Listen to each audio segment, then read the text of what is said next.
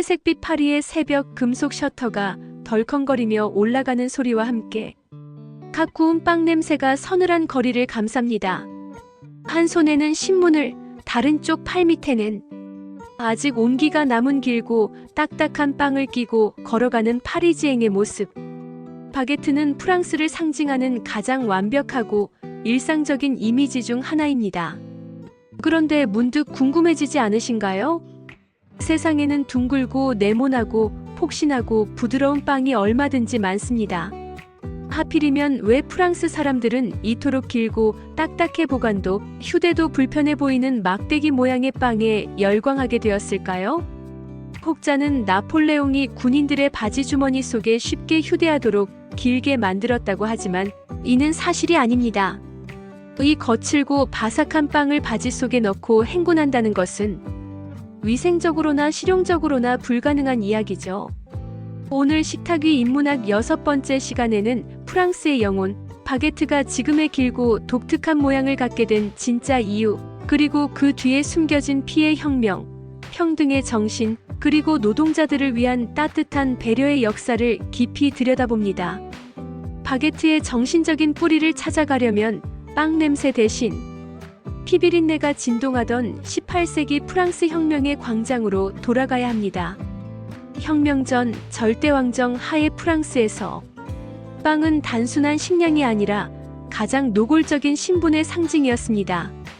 귀족과 부유한 성직자들은 팽드 고네스처럼 고운 밀가루로 만든 하얗고 부드러운 빵을 먹었습니다.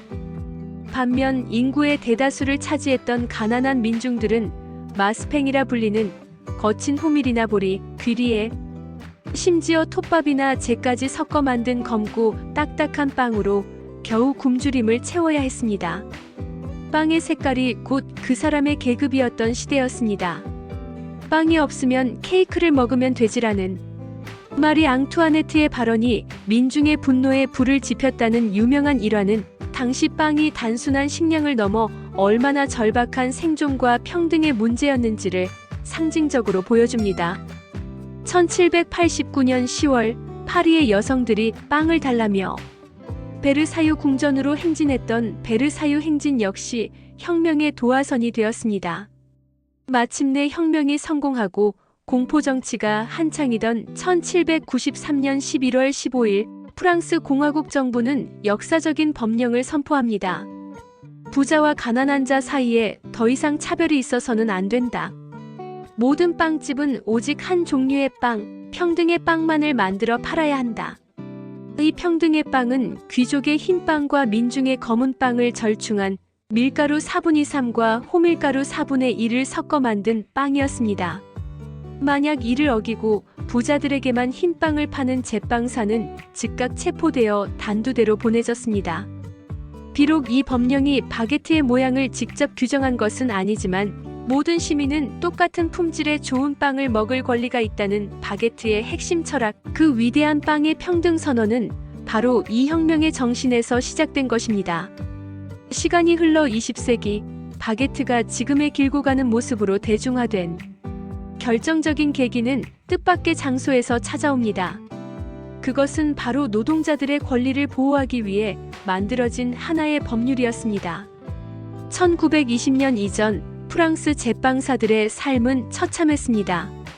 특히 젠드르라 불리는 어린 견습공들은 밤 10시부터 다음날 아침 8시까지 빵 반죽과 거대한 화덕 앞을 떠나지 못하는 혹독한 밤샘 노동에 시달렸습니다.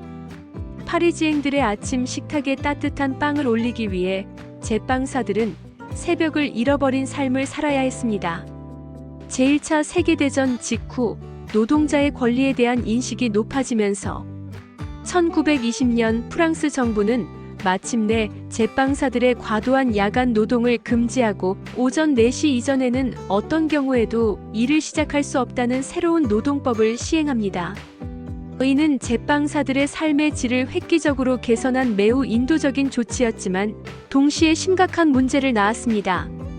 프랑스인들은 아침 식사로 반드시 갓 구운 신선한 빵을 원하는데 당시 주로 먹던 빵은 크고 둥근 불이나 미슈 형태였습니다. 이 빵들은 부피에 비해 표면적이 작아 속까지 완전히 익히는데 아주 오랜 시간이 필요했습니다.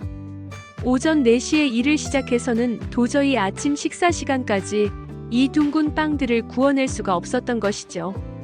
이 딜레마를 해결하기 위해 파리의 제빵사들은 기가 막힌 아이디어를 떠올립니다. 반죽을 크고 둥글게 만들지 말고 길고 가늘게 만들면 훨씬 빨리 구워지지 않을까? 이 생각은 완벽하게 맞아떨어졌습니다.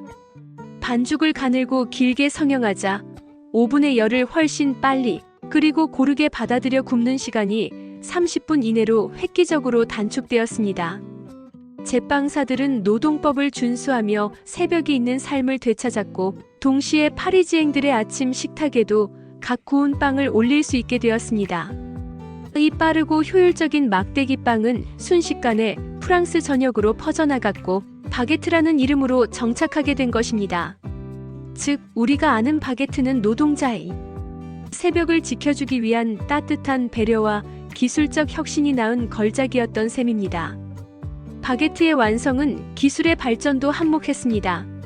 사실 바게트 특유의 바삭한 껍질과 촉촉하고 구멍 뚫린 속살은 19세기 중반에 도입된 스팀 오븐 덕분이었습니다. 1830년대 오스트리아 출신의 아우구스트 장이 파리의 비엔나식 빵집을 열면서 스팀 오븐 기술을 도입했습니다. 오븐 내부에 뜨거운 증기를 분사하면 반죽 표면의 전분이 젤라틴화되면서 얇고 황금빛 도는 바삭한 껍질이 만들어지고 속은 수분을 머금어 부드럽고 촉촉하게 익어나는 것이죠. 이 기술이 없었다면 바게트는 지금처럼 매력적인 식감을 갖지 못했을 것입니다. 시간이 흘러 20세기 후반 프랑스 빵은 또 한 번의 위기를 맞습니다. 대형마트와 공장에서 냉동 생지를 받아다 굽는 가짜 바게트가 전통 빵집을 위협하기 시작한 것입니다. 프랑스인들은 자신들의 영혼과도 같은 바게트를 지키기 위해 다시 한번 법의 힘을 빌렸습니다. 1993년에 제정된 프랑스 빵 법령이 그것입니다.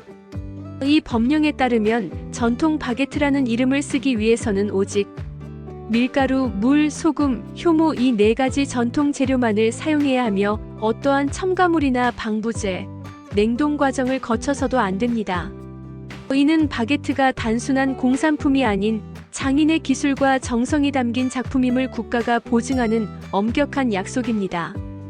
프랑스 혁명이 외쳤던 평등의 정신을 품고 제빵사의 새벽을 지켜주려던 따뜻한 법률에 의해 그 모양을 갖추었으며 오직 4가지의 순수한 재료만을 고집하는 장인 정신의 결정체. 우리가 무심코 집어들었던 이 딱딱하고 긴 막대기, 바게트 안에는 이처럼 자유, 평등, 바게라는 프랑스의 핵심 가치와 노동 존중의 역사가 고스란히 담겨 있었습니다. 2022년 유네스코가 바게트라는 빵 자체가 아니라 그것을 만들고 매일 사러 가며 이웃과 나누는 장인 기술과 문화를 인류 무형문화유산으로 등재한 것은 어쩌면 당연한 결과일지도 모릅니다. 이제 바게트를 한 조각 베어 물 때 그 바삭한 껍질 속에서 울려 퍼지는 혁명의 함성과 노동자의 삶을 지켜낸 따뜻한 새벽의 온기를 함께 느껴보시는 건 어떨까요? 식탁 위 인문학 다음 시간에는 다시 아메리카 대륙으로 건너가 보겠습니다. 미국의 상징이자 패스트푸드의 제왕, 햄버거는 과연 정말 독일 함부르크에서 온 음식일까요? 햄버거 패티에 숨겨진 유목민의 역사와 산업혁명의 흔적을 따라가 봅니다. 다음에 맛있는 역사도 기대해주세요. 감사합니다.